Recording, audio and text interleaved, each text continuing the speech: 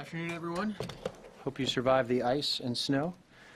We're just back from a successful trip to Brussels where we had a good NATO ministerial, and the Secretary hosted, as you know, the first ever meeting of the defense ministers from the counter-ISIL coalition.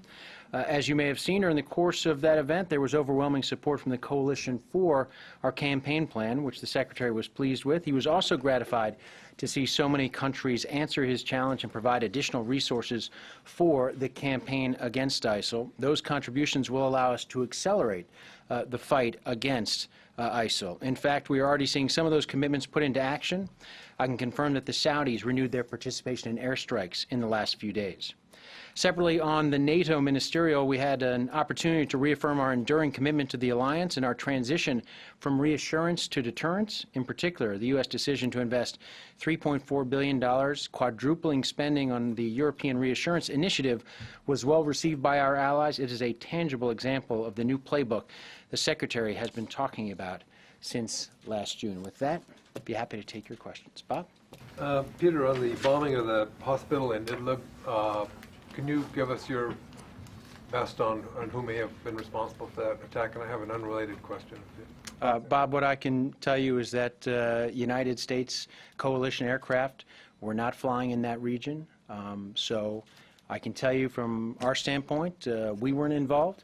And I'm not going to, at this point, suggest to you who may have been responsible, but it wasn't the United States or coalition aircraft. Are you saying you know, but you just can't say, or you don't know who? Again, it's going to require a careful assessment from people on the ground. I know there are questions about the Russian activities in the region, but I can't say with specificity who was directly responsible. I can tell you the coalition aircraft were not involved. If I may ask you an unrelated question, the case of the breakaway blimp from some months ago up at Aberdeen Proving Ground, there's been stories in recent days about the results of the investigation that the problem was, or at least one of the problems was that someone failed to put batteries in the auto-deflate device, and that therefore could not come down. Can you say whether that's accurate? And it's also said that Secretary Carter has approved resuming the exercises that blimp was involved in. Yeah, let me handle the second part of that. The Secretary has concurred with the recommendation made to continue with that operational test. As for the results of the review itself, Bob, I'm not sure that we're able at this point to release that, but let me take that question for you, see if we can provide you more details. I don't have those here with me, and again, I'm not sure at this point that NORAD and the Army, I believe it was the Army that conducted that review, ready to release all the details of that just yet. So let me move over to Jamie and then over to Tony. I wanted to ask you if I could get a response to a couple of things that Senator John McCain said, both at the Munich conference on security policy and also to reporters on the way back. First of all, regarding the brief detention of U.S. sailors by Iran, McCain said that he's not satisfied with the pace of the briefings that have been provided to Congress, and that if the administration doesn't provide a briefing on the results of the investigation about what happened there, that he plans to subpoena the sailors involved to testify. And he accused the administration of dragging its feet on this investigation. Can I get a response? The Navy is conducting the investigation, as you all know. We've talked to you about it. And when they're finished with their investigation, I'm sure they're going to be happy to share it with Senator McCain and with you all as well. At this point, it's in the Navy's court. The Navy's doing its due diligence, following its protocols with these 10 sailors and with this incident in particular. And again, I'm sure they'll be happy to share with Senator McCain when it's completed. But it needs to be completed as appropriate, as they would with any instance like this. McCain set a deadline of March 1st and said if he doesn't get the results by then, he will subpoena those sailors to testify. Do you think you'll meet that deadline? I would check with the Navy as to their timeline, but I'm not sure exactly when they're going to be completed with this investigation, but I know that they're going to, at some point, that will take place, and hopefully that will meet Senator McCain's timeline. My understanding is Navy officials have talked with Senator McCain in recent days, but again, they need to conduct the appropriate investigation as they would under a circumstance like this, an unusual circumstance to be sure. and they're doing that. They're conducting their due diligence, and I think we need to respect that process. And again, on the cessation of hostilities agreement that was announced last week, Senator McCain, in his public remarks at the Munich conference, was very critical of the agreement. He called it diplomacy in support of military aggression, and essentially argued that it plays entirely into President Putin's hands in allowing Russia to decide when they want to stop fighting, who it is they want to bomb, whoever they designate as a terrorist, puts them in control of humanitarian aid, and has no consequences if it's violated by Russia or the Assad regime. Again, response? Again, this is an agreement that Secretary Kerry negotiated. His effort to try and get humanitarian aid to the people who critically need it in Syria, to try and at least forge a path forward, perhaps for a diplomatic and political settlement. Secretary Kerry is making his best efforts to try and achieve that, and this is the agreement he reached. And from our standpoint, what's most important to the Department of Defense at this point is that our fight against ISIL goes on. It is not affected by this agreement, and so we're going to continue to conduct our operations. But Secretary Kerry is trying to do what he can to forge a political diplomatic compromise. That's the other part of the effort in Syria that we're not directly responsible for, but we applaud his efforts. Follow-up. Lucas. On the sailors, is Secretary Carter satisfied with the pace of the Navy's investigation?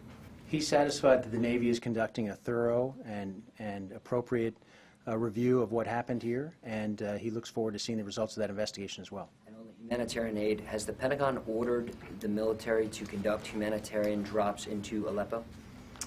We are not involved in any plans for humanitarian assistance at this point. And finally, can the Pentagon rule out taking military action against the Russians? Our fight right now is with ISIL, and that's been our focus in Syria. We again would urge the Russians to consider the best policy path. They have also said that their fight is with ISIL. We'd like to see them change course, change direction, and refocus their efforts. Right now they continue to prop up the Assad regime, and we think that's counterproductive. We've said that from the start, and we'll see if they're willing to abide by this agreement reached with Secretary Kerry, and that will be a test of what the Russians are really up to. Or else what? I mean, Peter, what is stopping the Russians from carrying out these, the slaughter against civilians, the bombing of opposition They have forces? obligations. They have obligations, Lucas, as you know. UN obligations.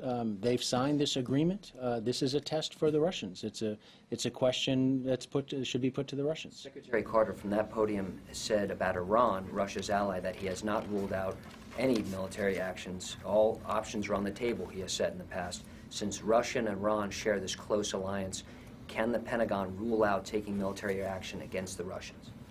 Lucas, our focus, again, remains on ISIL.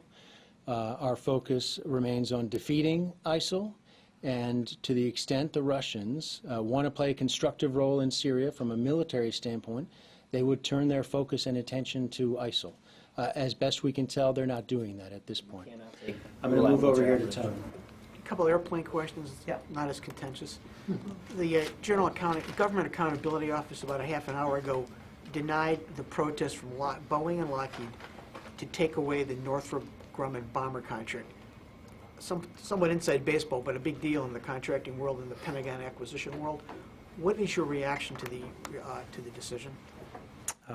Again, I think from our standpoint, we were confident in the original decision, and we think this decision from the GAO reflects that confidence. Second airplane question. Last week, the Pentagon and State announced the sale of an additional 8 F-16s to Pakistan. That our Indian allies were pretty upset with that. What do you tell the Indian government about that sale, and should they be upset or not that we're selling an additional F-16s to Pakistan? This sale always took into account the regional security situation, and we, Tony, look at our relationship with Pakistan and our relationship with India as separate relationships, and we think this is important capabilities for the Pakistanis to go after terrorists in that country, And as a result, we don't think it should cause concern for India. This is a situation, we think this is a capability that will help Pakistan in its counterterrorism effort, and we think that's in the national security interests of the United States. Yes, Carla. Hi, thanks, Peter. You've said that the focus is on ISIL, but you've said, and your predecessor, John Kirby, also said that the goal for Syria is to defeat ISIL and help facilitate a diplomatic resolution to this, the conflict in Syria. If Russia is not agreeing with that strategy, the strategy doesn't work. So why is the United States military pursuing a strategy in Syria that doesn't work? There are two tracks here. There's the military fight with ISIL, and there is the diplomatic effort, which the State Department, under Secretary Kerry's leadership, is leading, making every effort he can to try and resolve this peacefully, working with the Russians. That is the responsibility of the State Department. We're going to continue our effort at the military side to focus on ISIL and to defeat ISIL because of the threat it poses to the United States.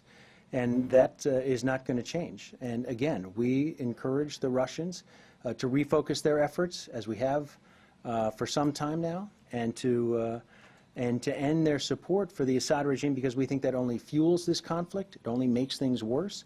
And I think we're seeing that play out right now. But there are military experts that say that diplomacy can only happen at a position of strength or a position of equals. And the situation in Syria right now seems to be going the way of Assad. Military experts have also said that the ceasefire in Aleppo could potentially help Assad more than the rebels, because it would allow them a chance to hold the ground that they've gained instead of giving the rebels an opportunity to get it back. Does the Pentagon agree with that military assessment? We support Secretary Kerry's efforts to achieve a cessation of hostilities, and most importantly, to get humanitarian aid to the people who need it. This is a desperate situation in Syria. This is a terrible situation on the ground in Syria. Every effort should be made to try and bring some relief to those people. And so we applaud Secretary Kerry's efforts to try and achieve that. Again, this agreement requires commitments from several players, including Russia, and we expect them to abide by this agreement going forward. And we're going to continue our efforts on the military side to focus on our shared threat, and that is ISIL. And we're going to continue to do that while supporting those groups on the ground that are taking the fight to ISIL, and we're going to continue to do that. So would this be militarily beneficial for the rebels, the ceasefire? This is a situation trying and again, help people on the ground, try and forge a political resolution which ultimately should be in the interests of everyone in Syria if we can get there. Peter? Yes, Tom. Peter, the Secretary last week said he was confident that the Saudis and the Emiratis would send in special operations troops to Syria. Then the Saudi foreign minister came out and said they would only do that through a U.S.-led ground offensive. So square that for us. Is he still confident, or is it changed by what the Saudi foreign minister said? No, I think the Secretary was gratified to hear the Saudis offer to contribute more to this campaign. This is going to be part of a conversation within the coalition as to what capabilities they can bring to bear. But I think the Secretary still believes firmly that the Saudis could, and other countries could, play a role in contributing, for example, special operations forces that could do much the same thing that our special operators are doing, get a sense of what's happening on the ground in Syria, enabling local forces to further take the fight to ISIL. And I think he sees opportunities for that moving forward, working with the Saudis, the Emiratis, and others as well. But as a foreign minister said, it only is part of a U.S.-led ground offensive or operation. Well, we'll continue to have our conversation with the Saudis on the best contribution that they can make going forward. Has ruled out, as you know, boots on the ground. So how does that work? How do the Saudis send in special operators without U.S. ground operation? This will be part of the conversation that the coalition has, Tom. There'll be additional meetings after what happened in Brussels. But again, the Saudis have expressed a willingness to consider steps that can be taken, both in the air and on the ground, and I would think it's worthwhile for the coalition to try and work this out and see what is the best use of those skills and those capabilities because they could make a difference on the ground, given the nature of this fight and the positive role the Saudis could play. Let me try one more time. Is it possible the Saudis could go in with those 50 U.S. special operators in northeast Syria? Is that- I don't want to characterize how they would deploy. This is a decision that the Saudis will have to make. But I think it's fair to say that our use of those special operators, as the Secretary has described, has proven beneficial already, and he sees the opportunity for other countries perhaps to play a similar role. Those forces, though small in number, have unique capabilities, a unique ability to bring the full weight of the U.S. military to bear, and they have skills and training that can benefit those local fighters, and that's exactly what the goal was initially. And again, we feel confident they're playing a constructive role right now. Other countries could do the same. Bill. Peter, do you know if Saudi Arabia decision, also Qatar's decision to send maybe other GCC countries to send air assets into Incirlik, was that part of the agreement in Brussels? Again, the Saudis committed to the Secretary to once again reinvigorate their role in the air campaign. I'll let the Saudis speak for themselves as to exactly how they want to carry that out. But again, they did participate in strikes over the weekend. I mean, in addition to the special operations, special forces, could you elaborate more on the contributions and the assets that the GCC has to bring to the fight against ISIL? Yeah, we'll leave it for individual countries to spell out their unique contributions. But again, we can say after the Secretary's conversations with the Saudis, for example, and the Emiratis, that they did express a willingness to, if you will, participate more fully in the air campaign. And the Secretary was very appreciative of those commitments, and we've seen so far in the Saudis' case that commitment turning into action in the last few days. But again, I would refer you to the individual countries. They can speak for themselves as to what they're contributing specifically to the coalition, what they might be willing to contribute in the future. Just a quick follow, Peter. Lucas, the Russians, I'm going to move over here. You've got a lot of questions already. Sorry. Peter, you've been laying out a case here today. I think you said that the Pentagon's role in this and your mission is not affected, those were your words as I understood them, not affected by the diplomatic track of the ceasefire agreement. I'm confused how that can really be the case right now, because your strategy requires moderate rebel groups to be alive long enough to fight. You're working with them, you're trying to train them, you're trying to get them out there. So how can it be that these two things are on totally isolated tracks and the diplomatic track does not impact at all what the military is trying to do in the Defense Department? I don't understand how this is possible. Well, the diplomatic track is to try and bring an end to the Syrian civil war and try and bring some relief to some suffering people. That is that track. The military track, Barbara, is to go after ISIL. And you're right, you make a good point that there are groups on the ground that have been successful in bringing the fight to ISIL that right now find themselves challenged by the actions of the Russians and the regime, and we think that's counterproductive. So the military focus is still the same.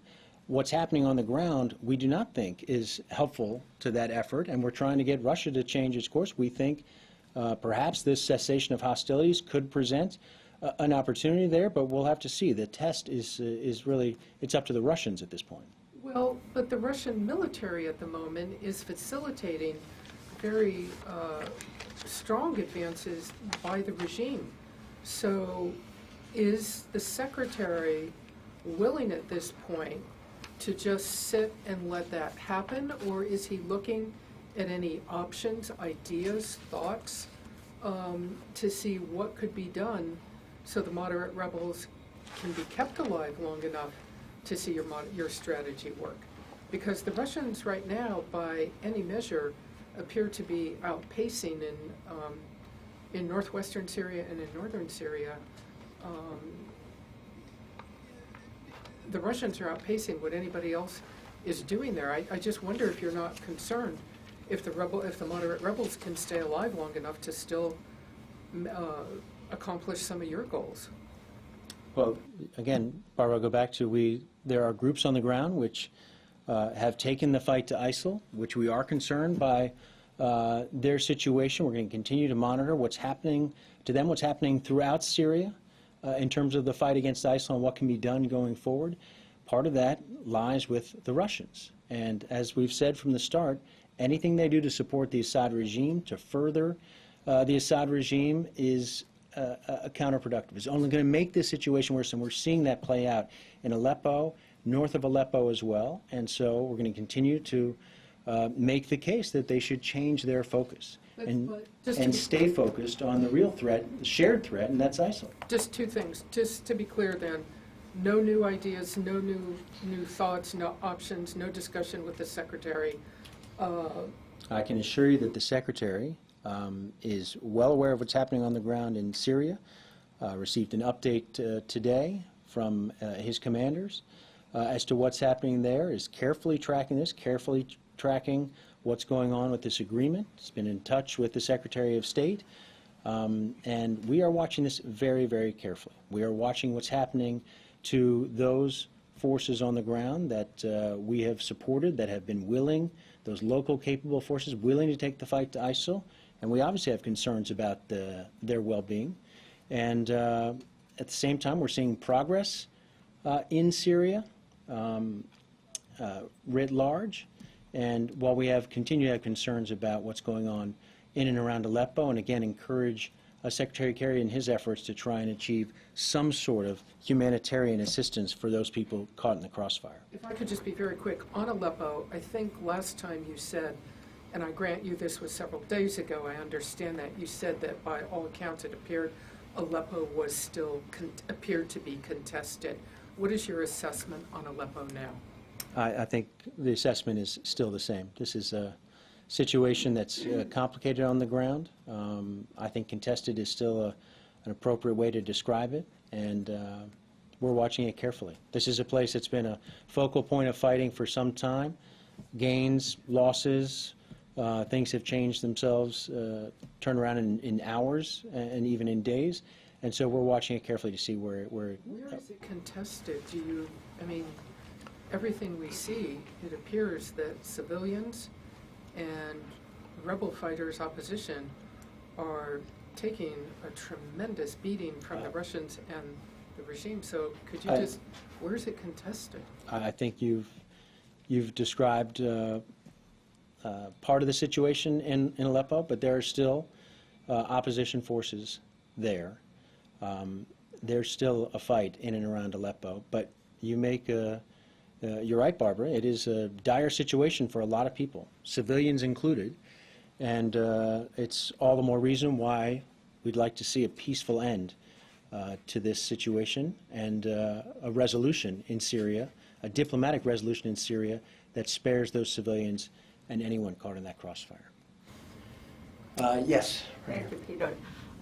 On South Korea. Yes. On deployment of U.S. strategic assets into South Korea, what is the current situation on this? Are you specifically referring to the THAAD discussions? The latest update I have is that the discussions about deploying the THAAD system will begin at some point this week. I don't have the exact day for you. And again, this is an effort to try and put in place a defensive system that will bolster security in the region. And we think it'd be an appropriate step to take at this point. Again, an alliance decision working with the government of South Korea. Any specific assets already into South Korea, U.S. and South Korea military exercise currently ongoing? They're using that assets? Again, we are in constant conversation with our South Korean counterparts as to what steps need to be taken to respond to the most recent provocation from the North Koreans. And I don't have anything additional to announce at this time, but this is a daily conversation that we're having with the South Koreans about what the best approach to be for the alliance, with our other allies in the region as well as to the best positioning ourselves from a defensive standpoint to respond to the North Korea threat. Yes, Courtney. The State Department put out a statement about 3 U.S. citizens who were released in Iraq earlier today. Can you just tell us anything that you know about it? Did they have any role in being contractors for the Department of Defense? Did the U.S. military have any involvement? The statement from State Department says that thanks to the Iraqi security forces specifically, did the U.S. military have any role in transferring them from whomever was holding them? Do you know who was holding them? I don't have much more beyond the State Department's statement, other than to say that the Department of Defense did not play a role in their recovery, but we do want to thank the State Department and the government of Iraq for their role. But the Department of Defense did not have a role. Were they contractors for DOD? Do we know there's reports that they were security contractors, but it's been sort of unclear. Yeah. My understanding is that they ultimately were contractors that answered to the Chief of Mission. So the State Department was responsible for them, which is why the State Department's taken this lead. And then does DOD have any role in any kind of like debriefing or anything that they're going through right now, or any kind of like post-hostage rescue? I can tell you that we are providing transportation out of the region, and if I have more details for you, I'll provide them to you, but that's all I know at this point. This was late word before I came out here. Do you know if they're leaving Iraq today, or have they left? My understanding was they were set to leave Iraq today. So, yes, Austin. On Secretary Carter's Goldwater-Nichols review, at the Economic Club, he said he would be getting recommendations and making decisions in the coming weeks. Can you give us any more information about when we're going to see some of those decisions, what the scope of the review looks like, what kind of things are being under discussion right now? Austin, let me take that question because I know you've asked this before, and I'd like to get you a better sense of the timeline. But the Secretary, I know, has been getting recommendations, feedback on some potential reforms and initiatives under the Goldwater-Nichols umbrella, if you will, from within the building. I know he's gotten regular updates, but in terms of when he might be prepared to roll something out, let me check with you and get back to you. And I think that'd be probably the more appropriate time to comment as to exactly what the substance of those are as well. I'm just not in a position at this point. But this has been an active area of conversation for the Secretary. And again, he's tasked people within this building to try and come up with ideas, important initiatives to reassess how we do things. And I think he feels confident he's gotten some good ideas already and looking forward to more. Thanks. So, yeah. Peter, you've referred several times today to the humanitarian crisis in Syria and the dire situation there, the department's concern about that. The U.S. has ample capabilities and assets in the region to alleviate some of that.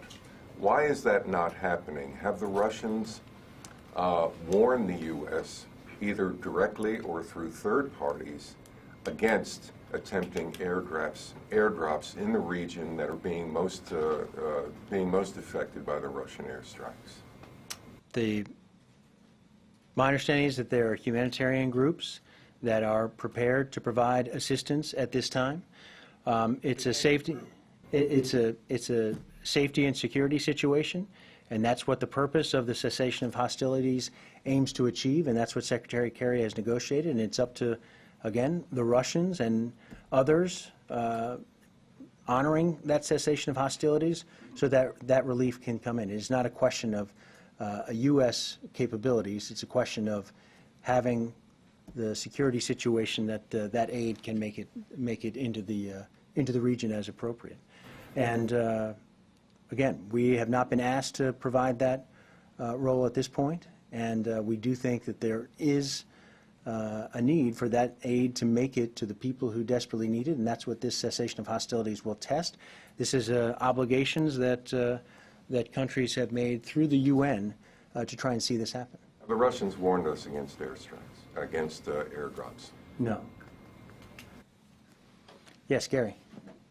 Peter, you're always telling us that you can pinpoint buildings, you can pinpoint people. You can presumably pinpoint where to drop aid. Why, when you say we're not involved in any plans for humanitarian action, do you think the people in Syria are going to think, why on earth not? Again, Gary, it's just not something we've been asked to do at this point.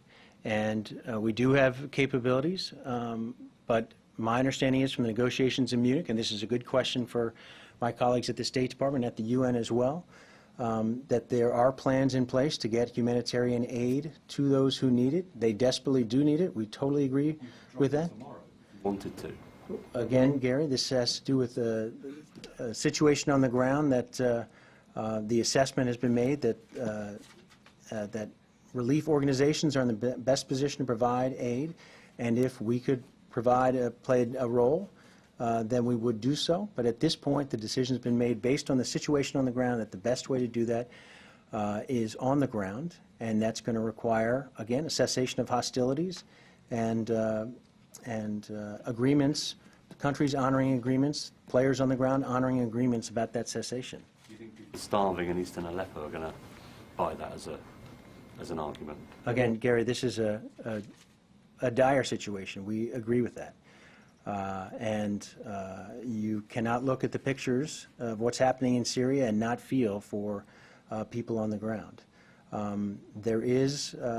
We support bringing humanitarian aid. We've provided, as the U.S. government, humanitarian aid. And again, we encourage any and all efforts to try and get aid to those people. We have not been asked, the U.S. military has not been asked to play a role in that at this particular moment in time. Yes.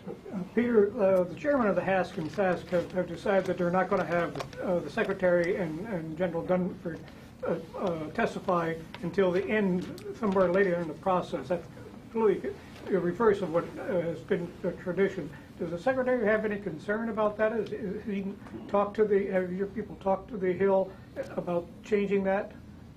I think the Secretary is looking forward to his testimony on the Hill, and I know the schedule this year was a little complicated because of the delay in the rollout in the budget initially, and the Secretary's own trip to NATO.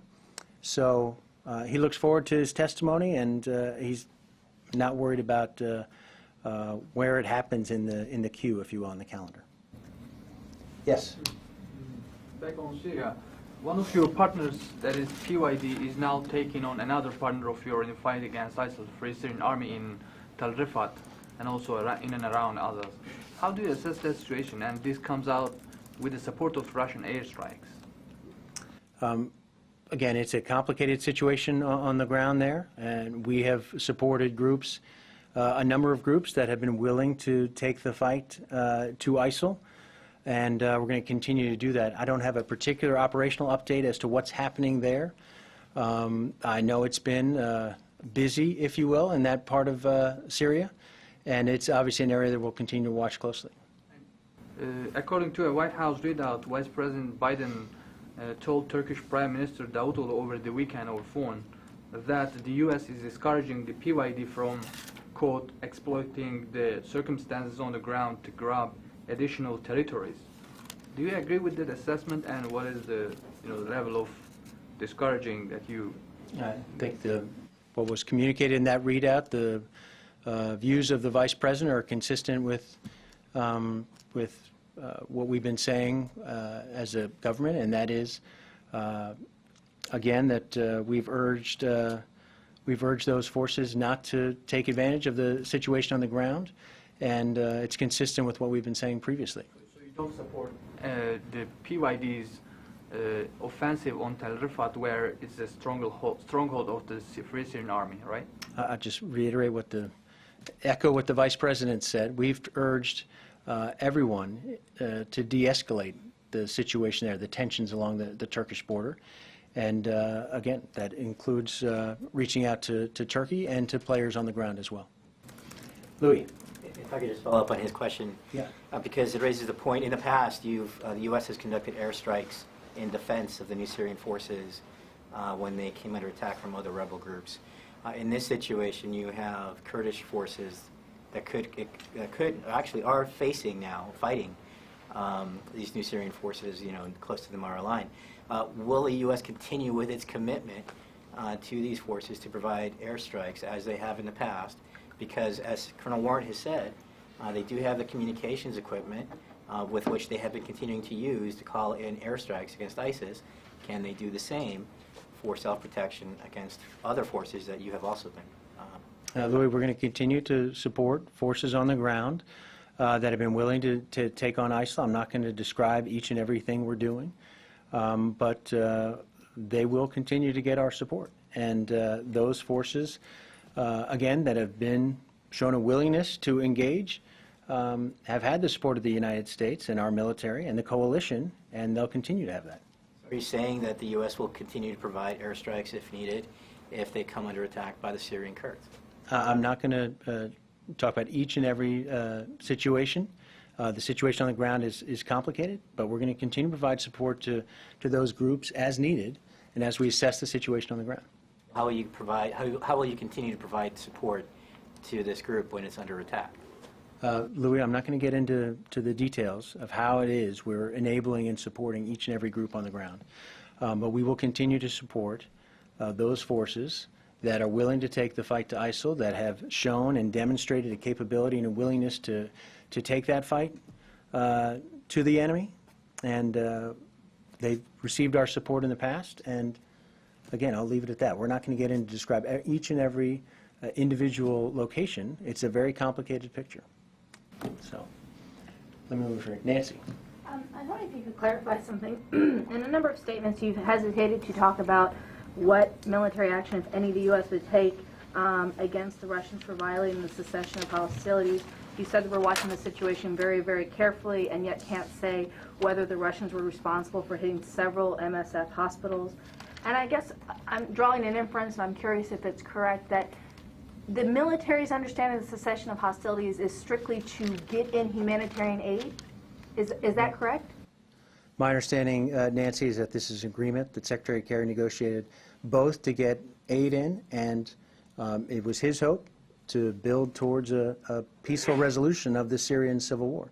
Again, probably a question better posed to the State Department, but that's the what the military's understanding of that cessation of hostilities. That's our understanding, is that this is an effort to try and build towards a peaceful resolution of this conflict.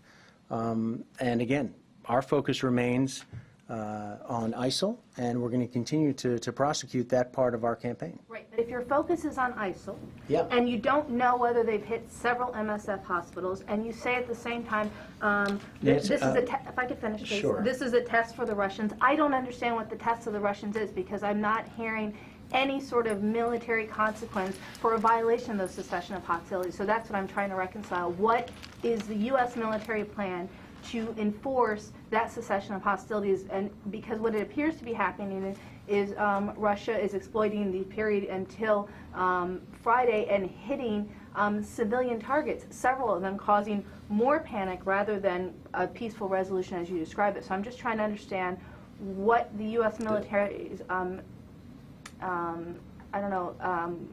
plans are to enforce the cessation of hostilities if it is seen that Russia is violating them. Because what I've heard you say so far is that essentially there is no plan, and that the cessation of hostilities is really about getting humanitarian aid in.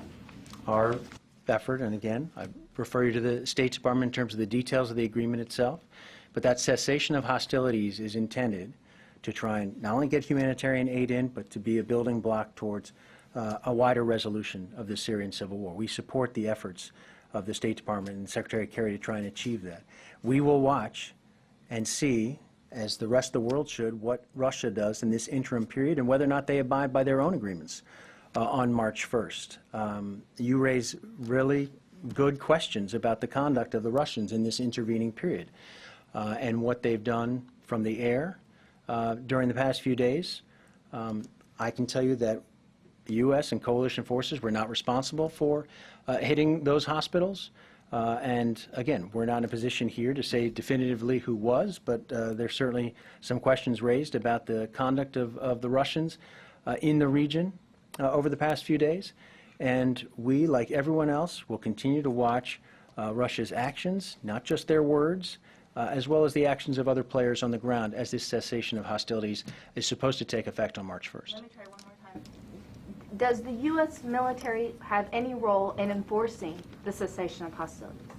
The U.S. military is continue to engage, will continue to engage in the fight against ISIL. We will be, of course, monitoring the cessation of hostilities.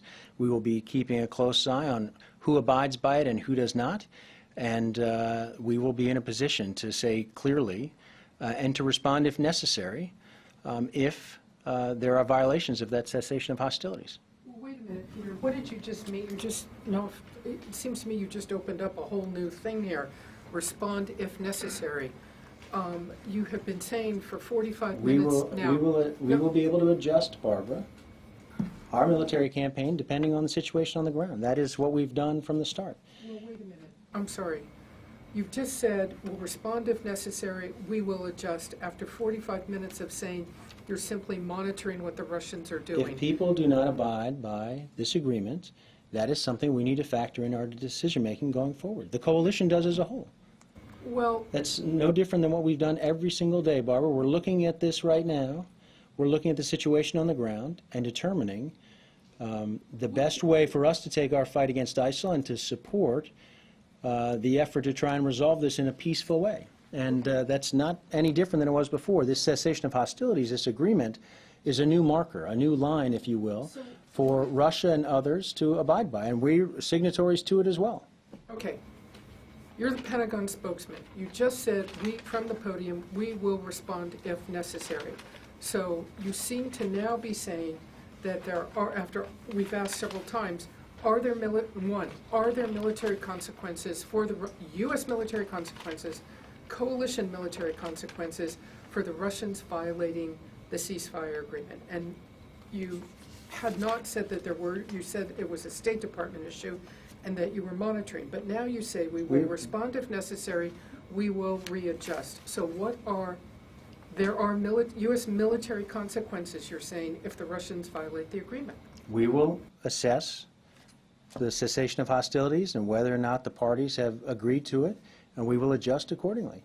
I'm not going to tell you, I'm not going to predict what it is we're going to do if that takes place, but you can be sure it's going to factor into our decision-making going forward, the coalition as a whole. Well, we are looking at the entire battle space.